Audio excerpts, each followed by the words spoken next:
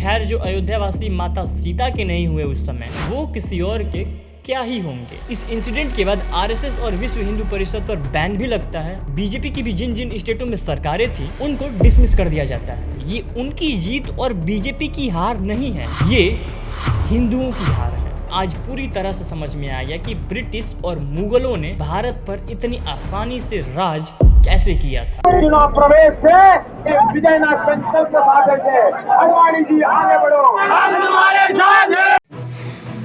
Ayodhya, BJP Ayodhya में चुनाव हार गई, या यूं कहें कि वो बुरी तरह से हार गई। लोगों का कहना है कि वो राम भक्त हैं, अंधभक्त नहीं। तो मुझे ये समझ में नहीं आ रहा है, जरा समझा दो, ये कैसे राम भक्त हैं जिन्होंने उन्हें जिता दिया जिसने असली राम भक्त और कार सेवकों पर गोली चलवाई थी, डायरेक्ट ओपन फायर करवाया था, और उन्हें हरवा दिया जिन्होंने अपने पहले मैनिफेस्टो में ही राम जन्मभूमि पर राम मंदिर बनवाने की बात की। उन्हें हरवा दिया जिन्होंने राम मंदिर बनवाने की कसम खाई थी। मुझे समझ में नहीं आ रहा है, जरा बता दो ये कैसे राम भक्त हैं जिन्होंने उन्हें नहीं चुना जिसके नेता कल्याण सिंह केवल और केवल राम जन्मभूमि और राम मंदिर के लिए अपनी सीएम की कुर्सी को लात मार के फेंक दिया, और आज वही यूपी की जनता ने उन्हीं के पीठ पर वार कर दिया। ये कैसे राम भक्त हैं यार, मुझे ये बता दो। और अगर सच्चे हिंदू और राम भक्त मानते हो खुद को तो ये वीडियो पूरी की पूरी देखना। भले लास्ट में वीडियो डिसलाइक कर देना, कमेंट में गालियां लिख देना, चैनल को सब्सक्राइब मत करना, लेकिन ये वीडियो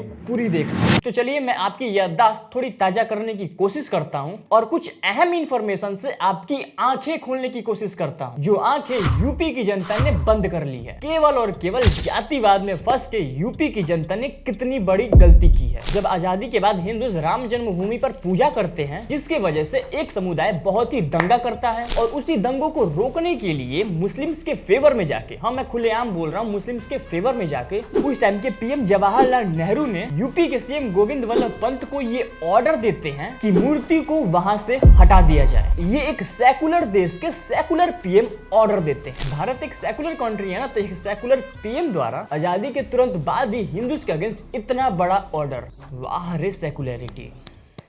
लेकिन उस टाइम के फैजाबाद के डेप्यूटी कमिश्नर के नायर ने पूरी तरह से मना कर दिया। एक डेप्यूटी कमिश्नर डायरेक्ट पीएम को मुंह पे मना करता है कि मैं ऐसा बिल्कुल भी नहीं करने वाला। लेकिन इसके बाद भी जवाहरलाल नेहरू द्वारा के नायर पर प्रेशर बनाया जाता है कि ऐसा करो, परंतु के नायर फिर से मना कर देते हैं और अपनी जॉब से रिजाइन दे देते हैं। मतलब मेरी जॉब ले लो, भले मुझे मार दो, लेकिन मैं ऐसे लोगों के सामने नहीं झुकूंगा, ऐसे लोगों से हाथ नहीं मिलाऊंगा जो भगवान राम के खिलाफ हो। अयोध्या वालों, ये होते हैं असली राम भक्त। जिसके बाद आगे चल के पूरे एरिया को ही लॉक कर दिया जाता है, और उसके बाद एक केसेस फाइल होने लगी कोर्ट में। लेकिन कोर्ट में कोई कार्रवाई हो नहीं रही थी, फैसला तो कहीं दूर की बात है। और इतने डिले होने के बाद बहुत से लोगों को लगा, जैसे विश्व हिंदू परिषद, आरएसएस, वो इन चीजों से बिल्कुल भी खुश नहीं थे। उन्हें लगा कि ऐसे तो जमीन कभी मिलेगी ही नहीं। फिर ये लोग अपनी अलग अलग टीम के साथ काम करना शुरू कर देते हैं। इसी बीच 1980 में एंट्री होती है जनता पार्टी की, जो आगे डिसॉल्व होकर बनती है भारतीय जनता पार्टी।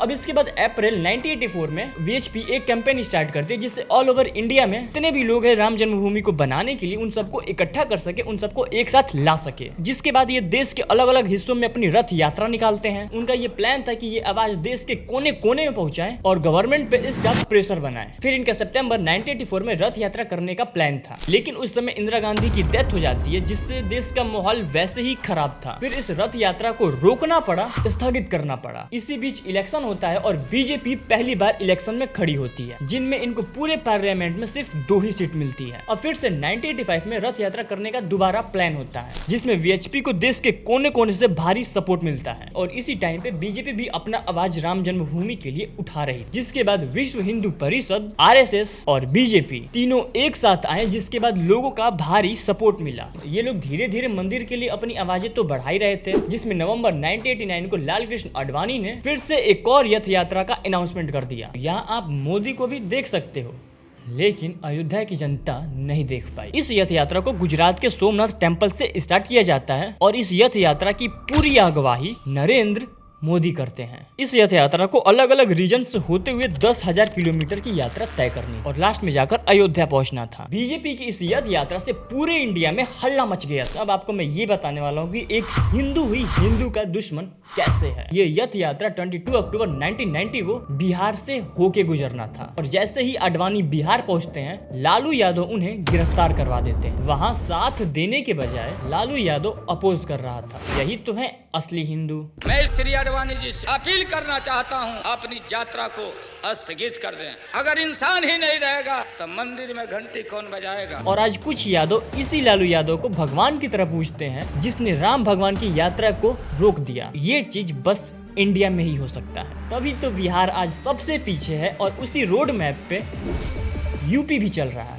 जिसके बाद लाल कृष्ण आडवाणी बीजेपी और बीजेपी के बाहर भी पूरे देश में बहुत ही बड़े नाम बन के ऊपर उभरे। अब जब लाल कृष्ण आडवाणी की रथ यात्रा को रोक दिया जाता है बाकी के कार सेवक अयोध्या पहुंचते हैं। मैं बता दूं कार सेवक वो होते हैं जो कर सेवा करते हैं, मतलब बिना किसी स्वार्थ के अपने रिलीजन के लिए काम करना। कर सेवक ये कहते हैं कि भले ही यात्रा को बिहार में रोक दिया गया है लेकिन वो अयोध्या जाएंगे। जिसके बाद वो अयोध्या पहुँचते हैं लेकिन उसी बीच मुलायम सिंह का कहना था अयोध्या में कोई परिंदा भी नहीं आ सकता। कोई आएगा, अगर कोई आने की कोशिश करेगा अच्छा नहीं होगा। ये उनके वर्ड्स थे। वो अयोध्या की तरफ चल दिए लेकिन वहां पे पुलिस उनको रोक देती है मुलायम सिंह यादव के ऑर्डर पर। इसके बाद मुलायम सिंह के ऑर्डर पर कर सेवकों पर उन राम भक्तों पर गोली चला दी जाती है जिसमें कई कर सेवकों की जान चली जाती है। कर सेवकों की इतनी दर्दनाक हत्या के बाद भी बस कुछ ही सालों में 2024 में ही उसी अयोध्या में मुलायम सिंह यादव के पार्टी को जिता दिया जाता है।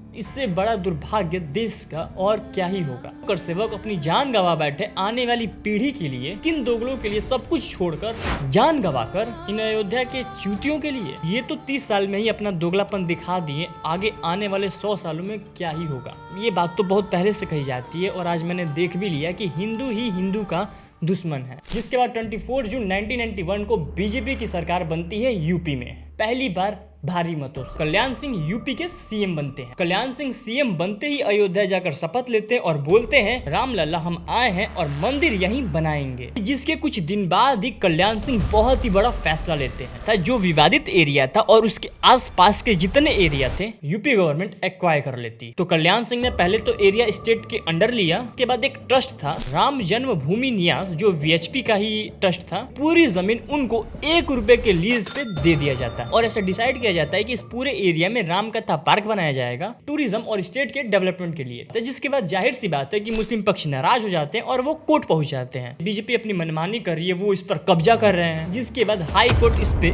स्टे लगा देती है। जिसके बाद आरएसएस, विश्व हिंदू परिषद, बीजेपी और बजरंग दल एक मीटिंग करती है। अब इस मीटिंग पे ही उस टाइम पे बहुत से सवाल उठाए गए थे। कहा गया था कि उस टाइम से ही प्लानिंग चल रही थी कि ढांचा को कैसे गिराया जाए। के बाद एक टाइम पे कर सेवकों ने ये डिसाइड किया था कि वो अयोध्या फिर से जाएंगे। फिर इस पे बहुत से सवाल भी उठे कि ऐसे कैसे। जिसके बाद यूपी के सीएम कल्याण सिंह ने ये एश्योरेंस दी कि हम कर सेवकों को अयोध्या जाने देंगे और लॉ एंड ऑर्डर्स मेंटेन रखेंगे। जिसके बाद कर सेवक 1992 में अयोध्या जाते हैं और एक दिन पहले वहां पर कुछ स्टेजेस बनाए जाते हैं जहां बीजेपी के लाल कृष्ण आडवाणी भी गए, अटल बिहारी वाजपेयी भी गए। कर सेवकों का साथ दिया। बीजेपी, आरएसएस, विश्व हिंदू परिषद, बजरंग दल सबके नेता वहां पर पहुंच गए। उसके बाद जो होता है उससे पूरा देश हैरान हो गया। जैसे ही 11:30 बजता है कर सेवक जो हैं धीरे धीरे विवादित ढांचा की तरफ बढ़ने लगते हैं और 11:55 को पता चलता है कि विवादित ढांचा का एक पार्ट गिरा दिया गया। फिर कुछ घंटे बाद 3:30 पे दूसरा पार्ट गिरा दिया गया। 5 बजे के करीब ह्यूमन चैन बनाकर विवादित ढांचा पर भगवा झंडा लहरा देते हैं। लक्ष्मण जी की मूर्ति, भगवान राम की मूर्ति गर्भगृह जो है उसमें रख दिया जाता है और तुरंत ही वहां पर थोड़ी बहुत साफ सफाई करके